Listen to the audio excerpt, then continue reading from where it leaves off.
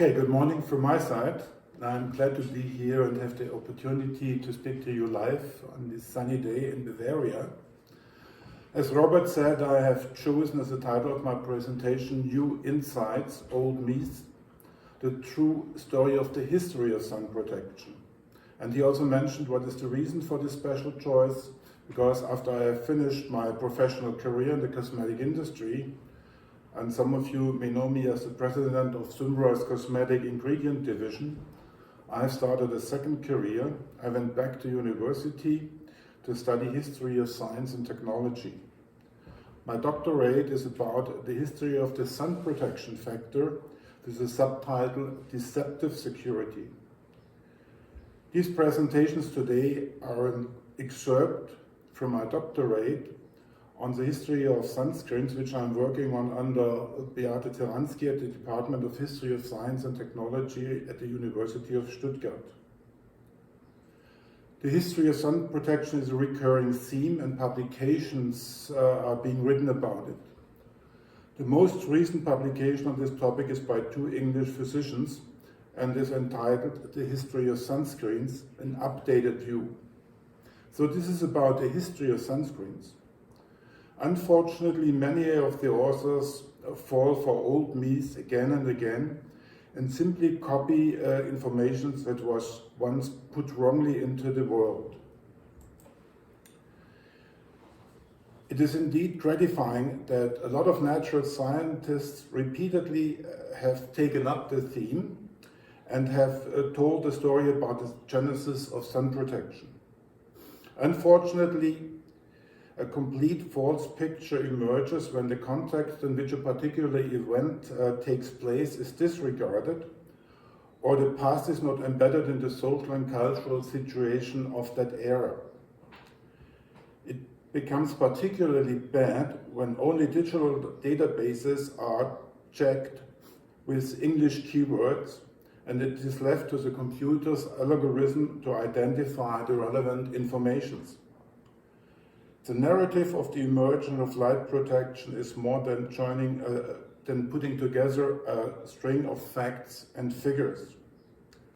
As a result, errors that have crept in are repeatedly copied and become familiar and established as a fact. I brought the youngest and worst example with me. The article has been published in the Journal of Cosmetic Dermatology this year. The methods the authors have used is already very questionable because they only have reviewed digitalized journals with English keywords and have let the algorithm of the program sort according to the most relevant articles. I have repeated their approach and got over 30,000 hits. Impossible for them to screen all these publications. The outcome of their research is in a lot of cases false. You can see the abstract of this article, and I have underlined in red what is factually wrong. Unfortunately, once data have been put into the world, it is rarely challenged by accepted as fact. Yet, as we have seen in the corona pandemic, it is essential that experts communicate the knowledge generated to lay people. This is necessary so that the know-how available at that time becomes comprehensible to all and is substantiated. But if knowledge is deliberately put into the world wrongly or unconsciously wrongly by these authorities, the incorrect knowledge solidifies and becomes part of a general misconceived view. I would like to set the record straight about some of the myths and misinformations and explore the question of why and under what conditions sunscreen products became established on the market.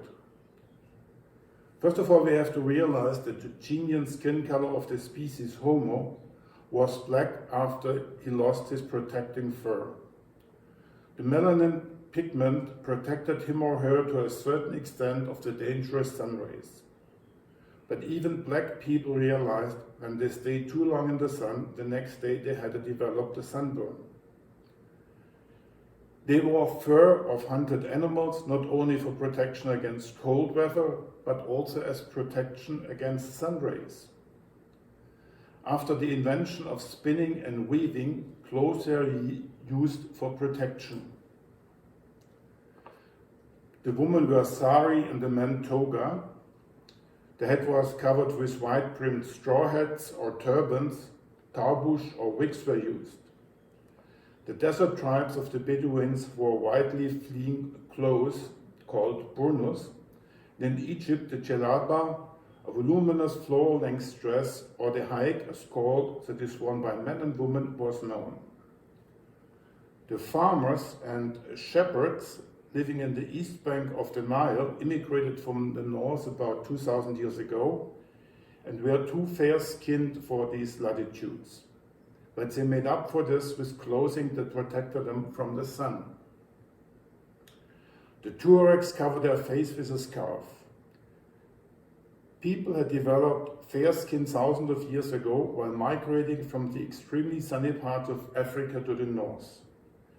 The pigmentation became lighter and lighter because humans need a certain amount of sunlight to produce vitamin D, which is essential to absorb calcium from the nutrition for healthy bone protection. We know that the UVB part of the sunlight initiates in the skin the production of vitamin D in a very complex biochemical reaction. In general, the skin color of women is lighter than the one of men. The thesis is that women need more calcium during pregnancy and breastfeeding. The fair skin became the ideal of beauty of the noble pale, which can be traced back over 5,000 years. An indication that fair skin represents the ideal of beauty is the tomb statues of Nofret. She lived around 2,600 before our time, and her husband Rehotep. The statues were found near Memphis in Egypt in 1871. The people of Memphis were considered to be the trendsetters of the time, and since Nofret's skin was depicted in a flawless white, it can be assumed that this skin color was an important criterion for beauty in Egypt. Since fair skin was not easy to come by in sun-drenched Egypt, cosmetic products help. Powders lightened the skin and were scented with myrrh and frankincense. Until the 1920s, for nearly 5,000 years, the ideal of beauty was radiant skin that was not tanned by the sun. Weather-tanned skin was a characteristic of people who, like farmers and sailors, had to work outdoors, and was the mark of the lower classes. Fair skin was used as a sign viewed of beauty and wealth. Until then, sunbathing was the medicine prescribed by doctors to cure tuberculosis and rickets. Until the 19th century, naturalists just described what they have witnessed, and the redness that extensive sun exposure provoked on the skin was called sunburn, because it looked and felt like a burn.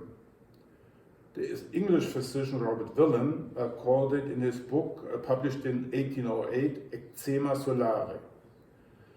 But during that century, natural philosophers started to doubt things that are commonly taken for granted. The new philosophy was that experiments, which leads to investigate the truth of what was before admitted upon trust, may become of great utility for natural knowledge. Everett Home showed in 1821 through experiments that sunburn is not caused by heat. The term sunburn is wrong because it is not a burn. In the 19th century, medical professionals had found that sunlight can cause diseases. Kaposi described Xeroderma pigmentosum, Jonathan Hutchinson discovered Poriga estivalis, and Theodor Weil found the polymorph light eruption. In 1894, the German doctor Paul Gersanuna attributed so-called sailor skin to the influence of sunlight. Dermatologists developed yellow or red ointments as protection for their patients. These people didn't really like these colored pastes.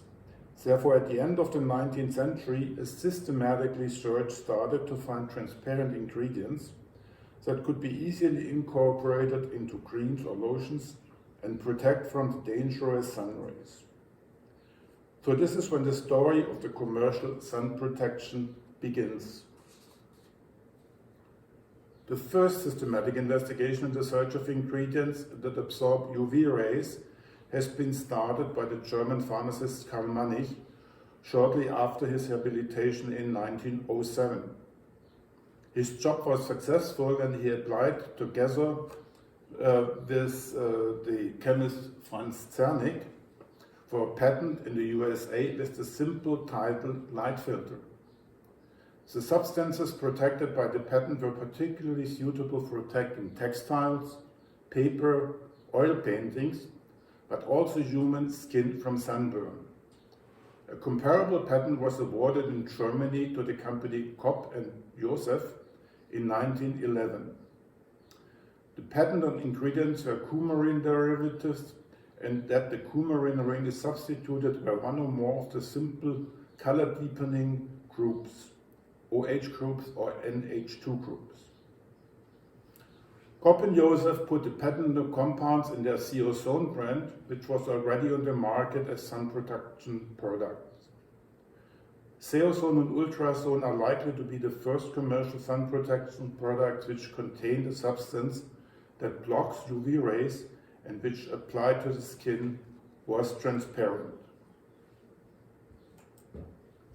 It lasted until the 1920s before the first scientists tackled sunburn from a physical point of view. Karl Wilhelm Hauser joined the company of Siemens and Halski in 1919, and shortly after his start he caught tuberculosis, a fairly deadly disease during that time, and he went to Davos to get light therapy.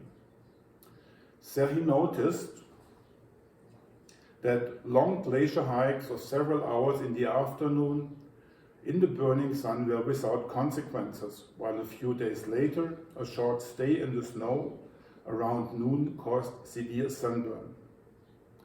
The key point is that Hauser was a scientist, curious and interested, while at one time nothing happened and on the next day he got a sunburn. Back in Berlin, he started a scientific project and identified the range of sun range which causes redness on the skin. He found a very narrow range around 300 nanometers, which is responsible for sunburn, and another peak around 254 nanometers. The chart shows you which UV rays reach the surface of the Earth and which strengths. Peak at 254 nanometer is unimportant because, as you can see, the ozone layer absorbs rays with a wavelength smaller than 280 nanometer. With very long exposure times, Hauser also provoked a reaction in the long wave UV range at 366 nanometer. In a worker with sensitive skin, an erythema could generate it after 5 hours, for which he required 1,000 times more energy than for the erythema at 297 nanometer. After his death, his wife, also a physicist, continued to work on the topics of her husband, and she got a strong, deep erythema at 385 nanometer and 2 weeks one at 360 and 408. The major difference in their experiments were the light sources. Karl Wilhelm Hauser used a mercury vapor lamp, which is very weak in the long UV range, while his wife used a carbon arc lamp, where the emitted spectrum is much closer to the sun spectrum. The situation of the skin color changed in the 1920s. The noble pale gave way to a tanned complexion. Why did this happen? During the 19th and at the beginning of the 20th century, the Industrial Revolution brought many people from the fields to the factories. People who previously worked outdoors and were tanned suddenly had a light skin tone. The upper class needed something to separate them from the lower class people, and it provided the social distinction by exposing her skin to the sun and gaining a tanned complexion. the ideal of beauty turned around. Now you can buy the tan skin, those who live a healthy and active lifestyle with plenty of free time. In the mid-1920s, a so-called light fanaticism began in many parts of the Western world, which asked for a tanned skin. The American magazine Vogue wrote that a 1929 girl must be tanned.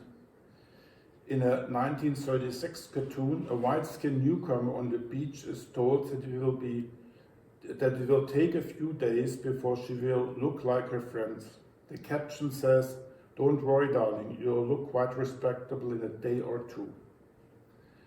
The extensive sun baths created a lot of problems and people got sunburned. After Hauser's results were available, it was now possible to search specifically for substances that absorb at 297 nanometer and can be incorporated into creams or lotions. But even without this technology or without this knowledge, products have been put successfully on the market. This is the end of my first part, and I will start the second part with ingredients developed and patented after the First World War, and I will portray well-known individuals who are important figures in the development of sun protection products.